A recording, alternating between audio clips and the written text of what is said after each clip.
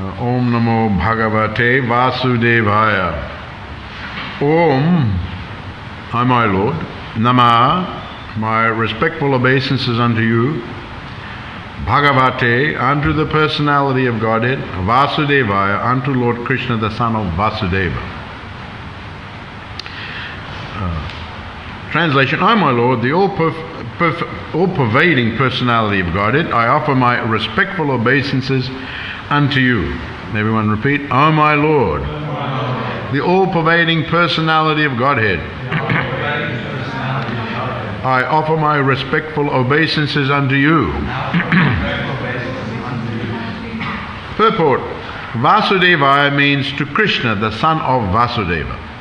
Since by chanting the name of Krishna, Vasudeva, one can achieve all the good results of charity, austerity and penances, it is to be understood that by the chanting of this mantra, Om Namo Bhagavate Vasudevaya, the author or the speaker or any one of the readers of Srimad Bhagavatam is offering respectful obeisances unto the Supreme Lord Krishna, the reservoir of all pleasure. In the first canto of Srimad Bhagavatam, the principles of creation are described, and thus the first canto may be called creation. Similarly, in the second canto, the post-creation cosmic manifestation is described. The different planetary systems are described in the second canto as different parts of the universal body of the Lord. For this reason, the second canto may be called the cosmic manifestation. There are 10 chapters in the second canto, and in these 10 chapters, the purpose of Srimad Bhagavatam and the different symptoms of the purpose are narrated. The first chapter describes the glories of chanting, and it hints at the process by which the neophyte devotees may perform meditation on the universal form of the Lord. In the first verse, Sukadeva Goswami replies to the questions of Maharaj Parikshit, who asked him about one's duties at the point of death. Maharaj Parikshit was glad to receive Sukadeva Goswami, and he was proud of being a descendant of Arjuna, the intimate friend of Krishna. Personally, he was very humble and meek, but he expressed his gladness that Lord Krishna was very kind to his grandfathers, the sons of Pandu, especially his own grandfather, Arjuna. Because Lord Krishna was always pleased with Maharaj Parikshit's family, at the verge of Maharaj Parikshit's death, Sukadeva Goswami was sent to help him in the process of self-realization. Maharaj Parikshit was a devotee of Lord Krishna from his childhood, so he had natural affection for Krishna. Sukadeva Goswami could understand his devotion. Therefore, he welcomed the questions about the king's duty because the king hinted that worship of Lord Krishna is the ultimate function of every living entity. Sukadeva Goswami welcomed the suggestion and said, because you have raised questions about Krishna, your question is most glorious. The translation of the first verse is as follows, and there's the next verse. So, Om Namo Bhagavate, here it seems to, Prabhupada in his purport seems to indicate this is the mantra, the invocation mantra, as written by Srila Vyasadeva. And of course in the next verse, Sukadeva Goswami speaks, and he is Vyasadeva, who is the author of the Bhagavatam and the Veda. He has put this invocation to that before. See a thing. He has put this before Sukadeva, recording Sukadeva Goswami speaking to Maharaj Parikshit. This is an invocation mantra. We invoke the mercy and the blessings of Vasudevaya, the son of Vasudeva, that is Krishna. So there's a very important section of the Bhagavatam, Maharaj Parikshit going to the banks of the Ganges and all the sages, and then now Sukadeva Goswami. And before Sukadeva Goswami speaks, Srila Vyasadeva is putting in Om Namo Bhagavate Vasudevaya, and he's putting that in, and actually Prabhupada instigated this in the International Society for Krishna Consciousness. Before he spoke Srimad Bhagavatam, we would always recite Om Namo Bhagavate Vasudevaya, invocation mantra, very, very important mantra. Now, it is said here, and the translation Om, Om Alot Nama, and here is also said in regard to Om, it refers to the all-pervading aspect. Krishna, Om can mean, of course, those who are following the path of Brahman, they take the Om as Brahman. And those who are meditating on God within, they take the Lord as the all-pervasive supersoul. And those who are devotees of Krishna, they take Om as referring to Krishna. Now in the Shastras, there's one verse, Akananechata Krishna Savalokaikanayaka Ukananechata Radha Makaro Jivavachaka. It is said actually Om, it is here spelled O-M, Om, and it also can be spelled A-U-M, Om. Sometimes you'll see it written like that, Om. O-M, or actually it is more correctly spelled, not more correctly, but alternatively spelled A-U-M, Om. And the A refers to Krishna. This is explained by the Acharyas. The A refers to Krishna. Akananote Krishna Savalokaika, who is the Savalokaika, who is the originator and the master of all the Savalokaika, all the planetary systems. Here is mentioned in the purport about Shaga and Vishaga, the subject matters of the Bhagavatam. Everything originally comes emanating from the Supreme Personality of Godhead Krishna, of course through the agency of the Mahavishnu and the Garbhodakshaya Vishnu, Kirodakshaya Vishnu, like that. But ultimately everything is coming from Krishna. So he is the all-pervading controller of all these things. So the A, Om, Akananochari Krishna, Savalokaika Nayaka of all the planetary systems, Ukananechati Radha, the U refers to Radha, the pleasure potency, internal potency, Ladini Shakti of Krishna. This is Radha. And here it is said that Krishna is the reservoir of all pleasure, but that the reservoir of all pleasure is especially personified in Srimati Radharani. She's Ladini Shakti, pleasure potency. So you and Makaro Jivavachaka, here it is actually given that Makaro Jivavachaka, that the M refers to all living entities. So actually when you have Krishna, Radha, all living entities, Bahyanga Shakti, Tatashta Shakti, and what's the other one? Marginal. You have actually everything in existence is there in this Om. Therefore, it is very popular to chant the Om. It is taken differently according to the path one's following. Of course, the devotees of Krishna take it as Krishna. That includes Brahman, that includes internal potency, that includes Krishna. So devotees have an idea of all the different levels of this Om. So Om Namo, and actually mentioned the all-pervading. And because Om is all-pervading, and if you take it as A-U-M, Om, that is the significance of this Om Namo Bhagavate, the supreme Bhaga, the possessor of all opulences. Bhag means Bhagavan, just like we say Bhagavan.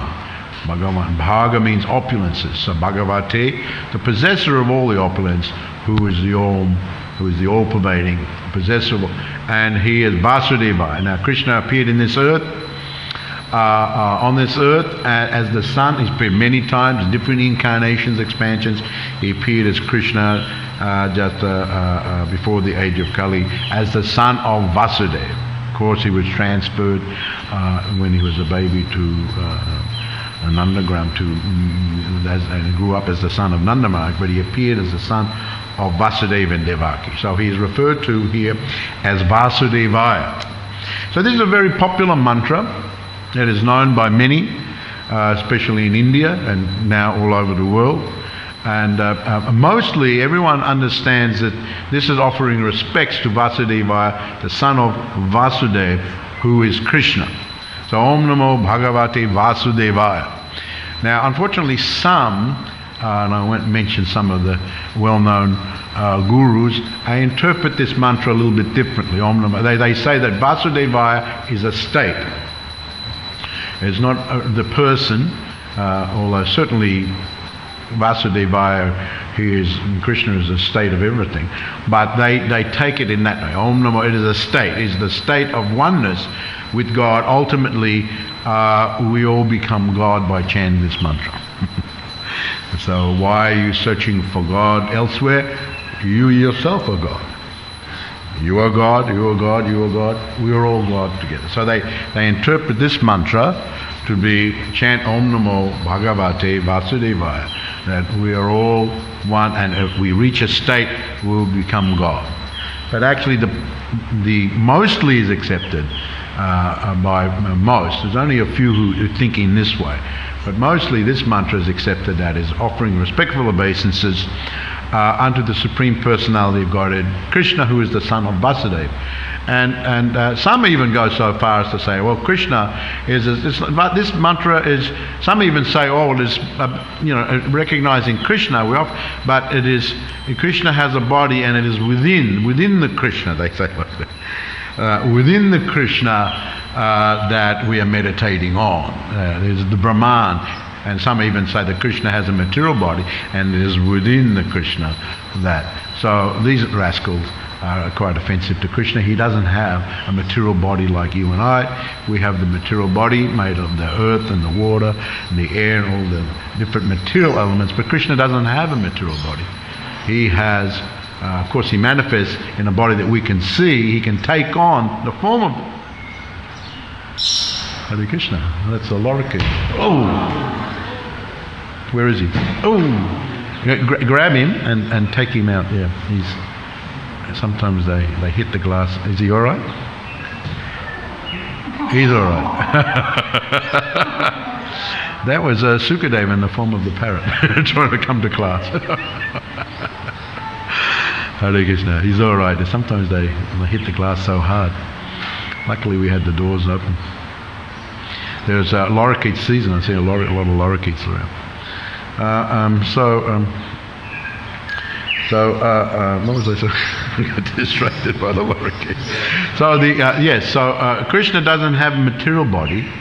He has the spiritual form, and sometimes he manifests in material forms, but actually he is not those material forms. He is spiritual. His body is totally spiritual. It's not made of matter. So this is the understanding of the Vaishnavas. Om Namo Bhagavate Vas.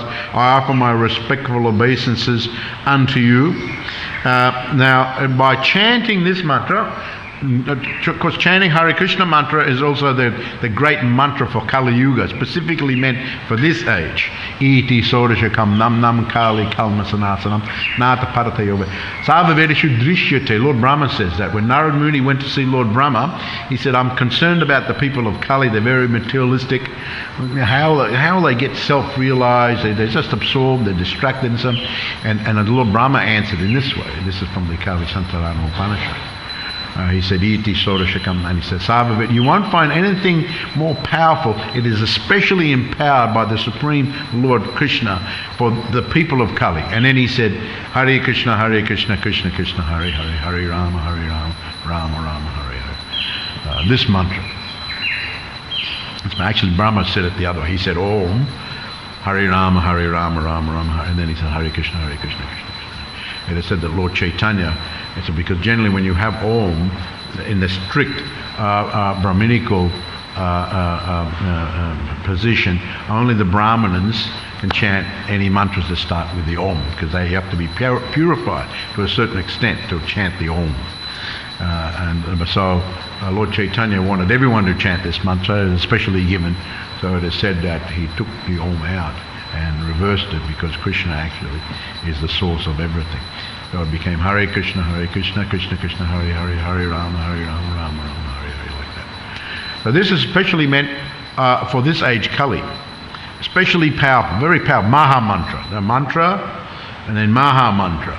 Very powerful, very strong, very powerful mantra, meant to liberate all, regardless of who they are, where they are, old, young, caste, country, doesn't matter. It's so powerful, everyone is benefited.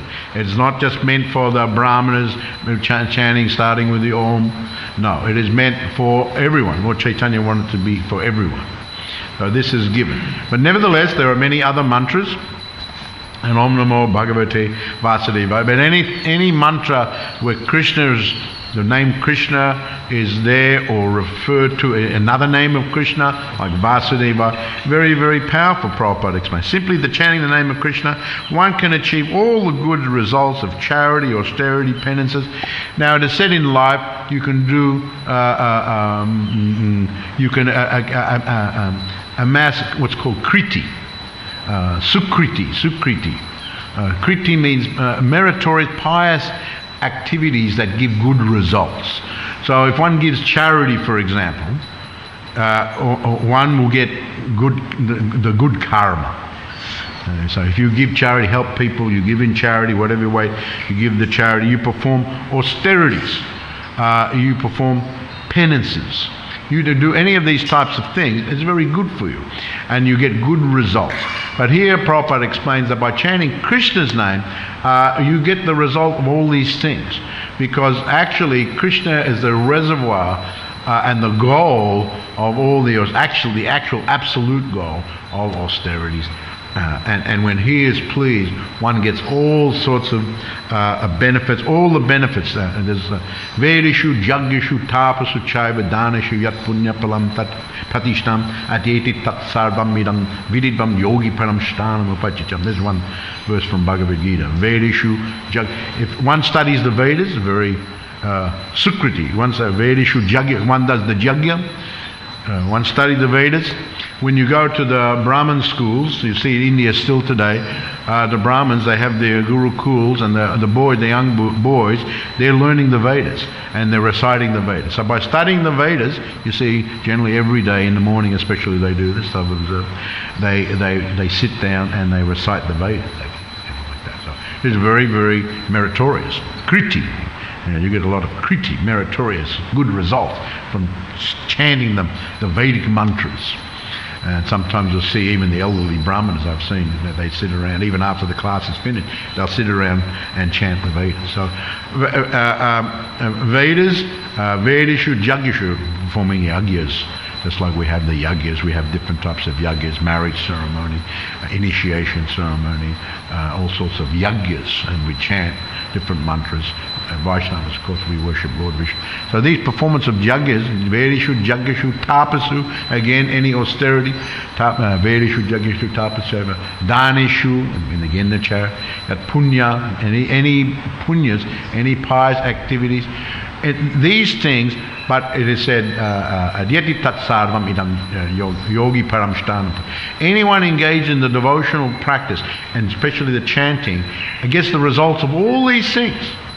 Someone may just do one thing, study the Veda, or do some tapasya, or do a few of those things.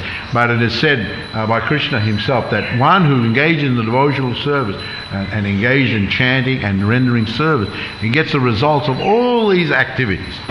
So it's so wonderful that this Krishna consciousness, Om Namo Bhagavate Vasudevaya, chanting Hare Krishna mantra. So here Prabhupada said, it is understood by chanting of this mantra, Om Namo Bhagavate Vasudevaya, the author, Srila Vyasadeva, the speaker, Srila Sukadeva, or any of the readers, any of us who are reading these things, reading Srimad Bhagavatam, is offering respectful obeisances unto the Supreme Lord Krishna, the reservoir of all pleasure. Now Prabhupada adds the reservoir of all pleasure. Now just like we get pleasure in this material world, we've got material bodies, and we get pleasure from the senses, from our mind, and we have objects that we derive the pleasure. We see the tree with the eyes, we see that's a nice tree. You get pleasure looking at these trees, the ones with the red leaves over there. We get pleasure. We taste something, we get pleasure. We hear something, we get pleasure. But these pleasures are limited. I love looking at that tree. It's such a beautiful tree, but if you were to look at it for a few hours, you'd get very sick and tired. I love hearing this song. It's such a great song. But if I said to you, all right, listen to it for the next week, not that song again, turn it off, right? So, you get sick of it. So these mundane pleasures are very limited. But anything connected with Krishna is unlimited. Because he is the reservoir. So these objects, they give us a certain amount of pleasure, but they're limited. But Krishna gives us unlimited pleasure. All pleasure comes from him. He is the reservoir. This term is used. He is the reservoir of all the pleasure. Because everything emanates from him. Everything emanates. All the spiritual, everything emanates. Ladini Shakti Srimati Radharani, the personification of the pleasure potency of Krishna, everything. So he is the reservoir. So when we chant anything to do with Krishna, we're connecting to the reservoir of pleasure. So whatever way we do it, by seeing Krishna, hearing Krishna, tasting Krishna Prasad, doing seva with our hand, as mentioned in the Bhagavatam, by walking to the temple, just by walking to the temple, this is actually connecting with Krishna. Now I can walk down the road and go to the other place over there, or I can walk here. So one may think, well, what's the difference? Someone walks there and someone walks here. And they're both walking, they've chosen their destination, and you've chosen it, yes. Well, the activity may seem this, but the result of the activity is different. So by walking there's some sort of pleasure, it's limited, mundane pleasure. Walking here, you're coming into a very spiritual atmosphere, the deities, we see Krishna, we see Radha, we hear the chanting. So just by that walking, it's the perfection of walking. So by doing all these things, anything connected to Krishna is very, very wonderful. So Prabhupada goes on and describes the different presentations of the first canto of the Srimad Bhagavatam, and now the second. This first chapter of the second describes the glories of chanting, and talks about how neophyte devotees can visualize the Lord in his universal form. And Prabhupada talks about Sukadeva Goswami answering the questions of Parikshit, and because they relate to Krishna, he said all these the questions are good. The questions are good, good questions. Don't inquire from to ask good questions about Krishna, about spiritual things. I think Krishna Kirtan was talking a little bit about just mundane talk. Mundane talk, everyone talks. There's a certain amount of pleasure there, but it's just kind of mundane. It's we call it prajalpa. Prajalpa means it's kind of like, how are you? I'm good. What did you do today? I went up the road. What did you do up the road? I went down and I bought a loaf of bread, and then I talked to someone, and then I walked over there, and then I walked. Okay, that's nice. It's kind of mundane. But then someone talks about spirituality. That's deeper. That's deeper. So talking about it and asking spiritual questions is very, very good. And when I remember in front of Prabhupada, we had to be a little careful. And not everyone, especially the young disciples, Prabhupada, just to teach a little bit of a lesson. When someone asks a kind of a nonsense question, Prabhupada would say, "That's a nonsense. Why are you asking this type? Why don't you ask something with significance?" And Prabhupada one time, I remember. I was in Bombay, and Prabhupada was there. Every afternoon he would give darshan and invite everyone to come in.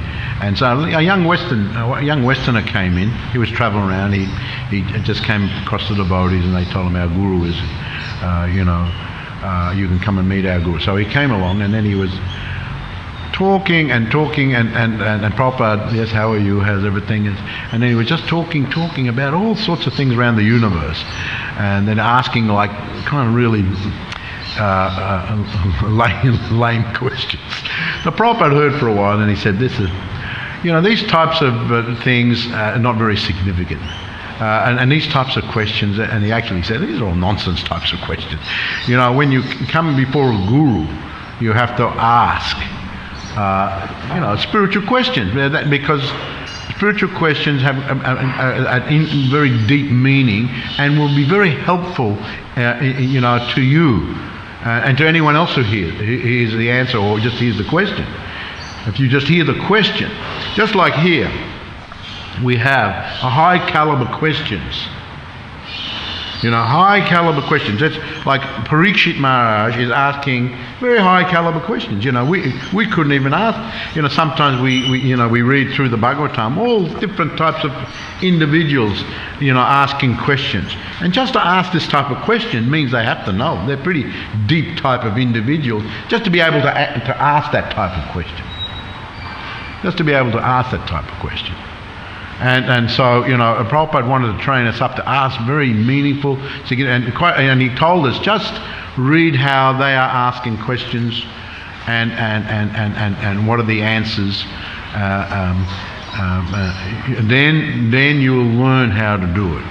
And you'll learn how to ask, just one time one of Prabhupada was in Perth, and one of my godbrothers asked a question. He said, Prabhupada was on a walk. He said, when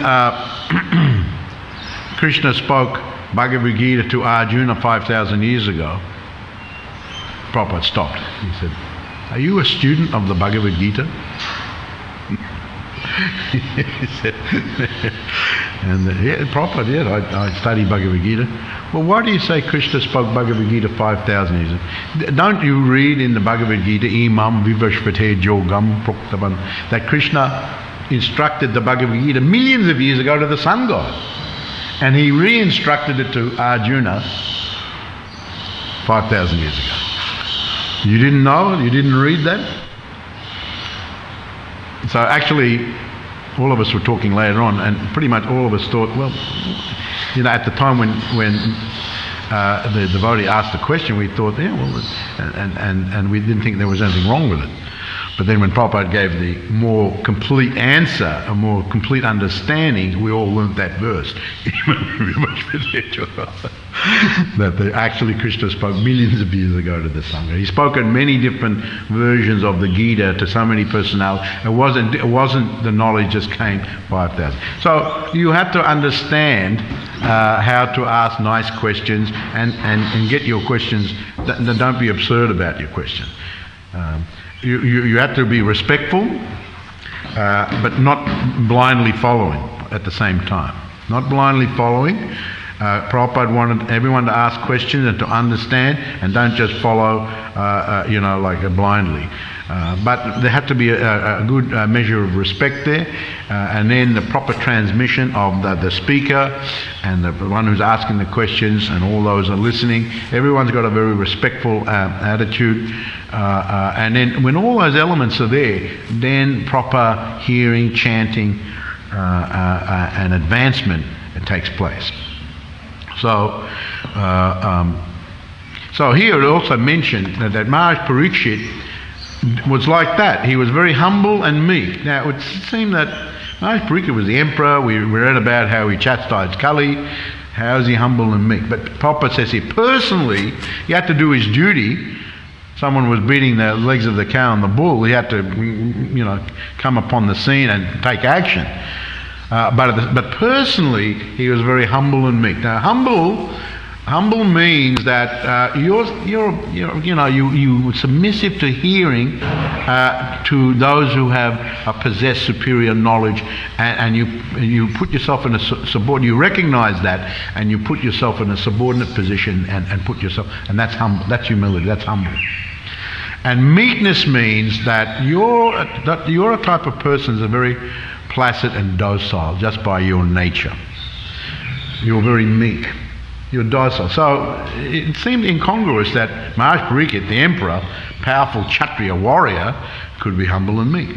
Yet nevertheless, because he was a great devotee, and Arjuna is described, he's a warrior, fighting battles. How could he be described as humble and meek? Yes, well, there are different aspects to devotees' nature and their qualities. They have very spiritual qualities. They manifest. They do their duties in a certain way, and sometimes become angry. just like it's described that Hanuman, no, it was Jambavan. Jambavan, when Lord Ram was just at the shores of India, ready to go over to Lanka to deal with Ravana, not Jambavan, Sugriva. What did I say? Did I say Jambavan? It was Sugriva. Sugriva, just understanding that Ravana had kidnapped Lord Ramchandra's wife Sita, he just all of a sudden, when they were just assembled there, he just became overwhelmed with anger, on behalf of Lord Ram, and he manifested form. He jumped over there before anything happened. He jumped over there and he made himself really small, and he went into the chambers of Ravana, and he was really small, tiny little, and Ravana was and he very, very small, and he crawled up Ravana's body, right up on his shoulder like this, right onto his face, and he spat right in his face. He was so angry with Ravana. And then Ravana was startled. He tried to grab him, but he just ran off, and he jumped back over real big. He made himself real big again, jumped back over, and of course Ram understood. He said, "You shouldn't have done that. We're just preparing." And and also Ravana is very powerful. You could have been killed by Ravana, but you did that. So I'm sorry, Lord Ram, but just thinking about the whole situation, anger overwhelmed me, and I wanted to take some action on your behalf. So on the behalf of Ram, but normally Sugriva, as far as his own person is concerned, he's very humble and meek. Very, very humble and meek. So here we have Parikshit, very humble and meek. His grandfather Arjuna, very humble and meek. Today also is the appearance, the anniversary of Margashirsha. In India, it's considered the first day of the month of winter. Of course, we're over here, it's opposite. But over there, December and January, they have 6 seasons. December and January are considered the winter. And so Margashirsha now, on this day, is Katyayani Vrata, where the gopis, the young girls, everyone was attracted to Krishna. And especially all the girls wanted to have Krishna as their husband. So they went down. They were just young girls, and they went down. They would get up early in the morning, and by sunrise they'd go down to the Jamuna, and they'd bathe in the Jamuna, and then they would make like a murti of Katyayani. Katyayani is one of the forms of Durga. There are said to be 9 principal forms of Durga, and she's said to be the 6th one. And Katyayani, and she appeared actually. There's a whole story with Katyayani because there was one sage, Katyayana, who worshipped her, and she became. And some say he was the father, and so she was named Katyayani. And she defeated one Asura who could only be defeated by a woman. His name was Mahishasura. He was in the form of the bull. So that form of Durga that became known as Katyayani. And also it is said that Katyayani is very much disposed to young girls who want to be married, and she cleanses their heart. She fulfills their desire in enabling to get the husband of their desire. So it's very common that Mother Katyayani is worshipped in India, especially by young girls, to get a nice husband. So anyway, they went down in the morning and they made a murti out of the clay and everything like that, and they offer incense and everything like that, and do a whole arti and everything. There's one mantra they chanted especially. They performed austere. They did this for the whole month. They did this. Katyayani Vrata means they did this for the whole month. They performed austere. They get up early in the morning, get to the Jamuna by sunrise, take their bath, come out, make the murti, and offer all the incense and everything like that. And they did a fast. They followed a fast called they did a vrata, and they only ate what's called Havishyana, and they did this for the whole month, only eating Havishyana is what we used to call gruel. Gruel is khichdi, but just mung bean and rice, but without any spices, no salt, no nothing. I did this one time, a long time ago. During Chaturmasya I did this one, and I followed it for 3 months. Just ate gruel. We used to call it gruel because it was very grueling eating it. And after all, like khichdi is nice. It's got spices, it's got all veggies in it and everything. Like we have it every morning. And so, but when you have khichdi unspiced, unsalted, just boiled, and you have it every day, you get to hate that thing.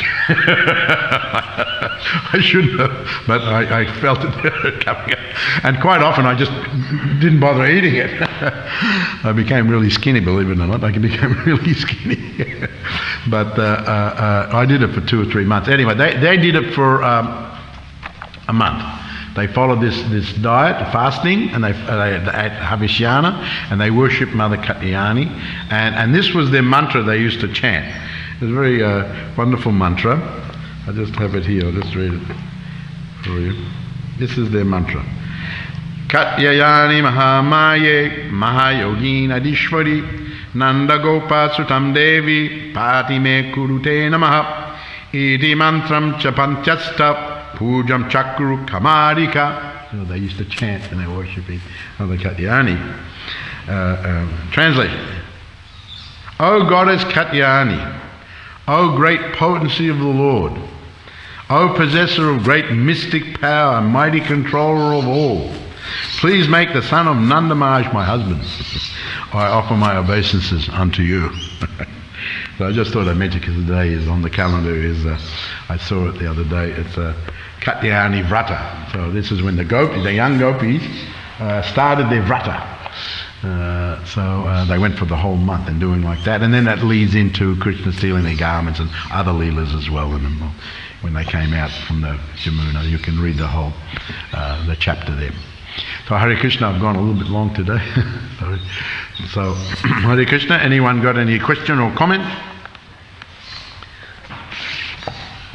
Just a couple of questions. Srila Prabhupada mentions that he's entitled the first canto Creation, and he says that the first canto discusses creation, but it seems like creation is more discussed in the second and third cantos. One chapter in the first canto discusses creation, but it's not really in there. Well, right in the beginning, Janmadyasya, because it had said that Lord Brahma is meditating on the, mainly as Manu Maharaj explained the first canto is mainly a summary of all the cantos. But right in the beginning, there's an invocation to offer the respects to the Lord, who is the original, source of all the creations.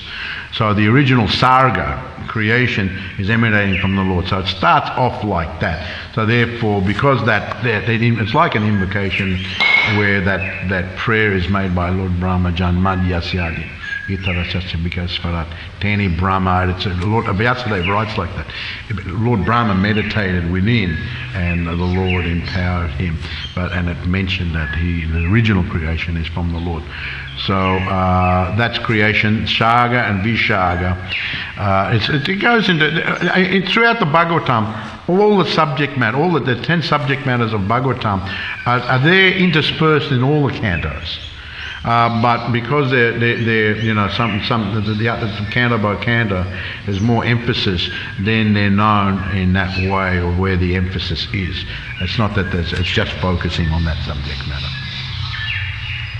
Would you agree that second and third canto, primarily, that's where the topic of creation... Sorry, it's very basic. Yeah, pick a little bit away.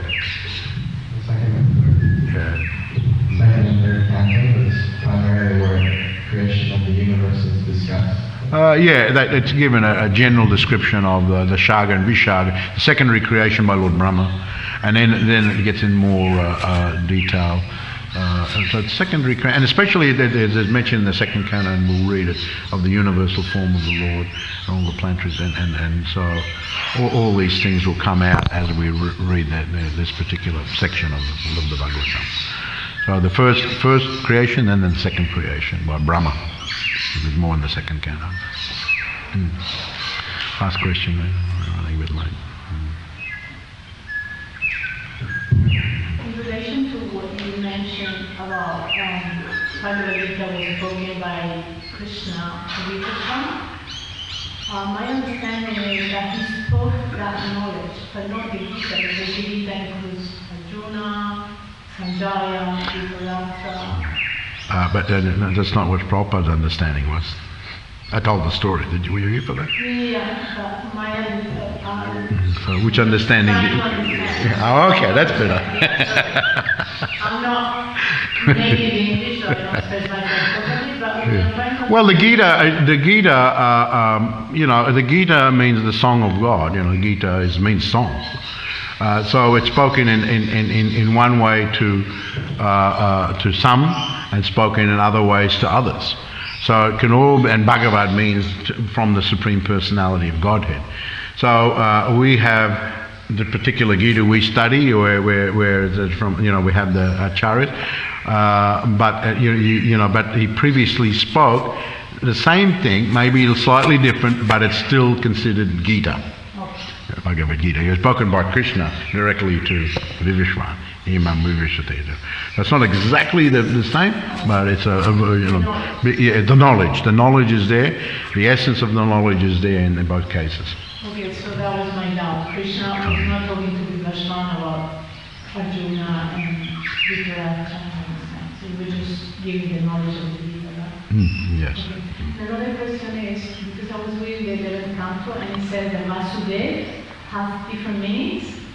So I just wondered, maybe that's why some people interpret differently in different ways. Well, I mean, you can translate in so many different ways, but it says Vasudevaya. This is Om Namo Bhagavate Vasudevaya. Not just Vasudeva, but Vasudevaya means the son of Vasudeva. So, as I said, some interpret it just as Brahman, a state. But mostly it's accepted as the son of Vasudeva, who is Krishna. So most people accept it like that. So does it mean also all-pervading? The all-pervading, especially, and I explained this, that when it starts with Om Namo, Namaha means respect. Om is the section where Krishna is all-pervading in the Om. And as the son, and also as Krishna, but if you want to understand it in the sections of the mantra, the all-pervading, the Prabhupada adds the all-pervading, because in the Om, he is all-pervading. And as we understand Om in the AUM, or Krishna, Radha, Jivas, that's a full understanding. That's how Krishna is all-pervading like that. Thank you. Hare Krishna. All glory to Srila Prabhupada ki jai. Gaur Premanandi. Hare Hare Bol.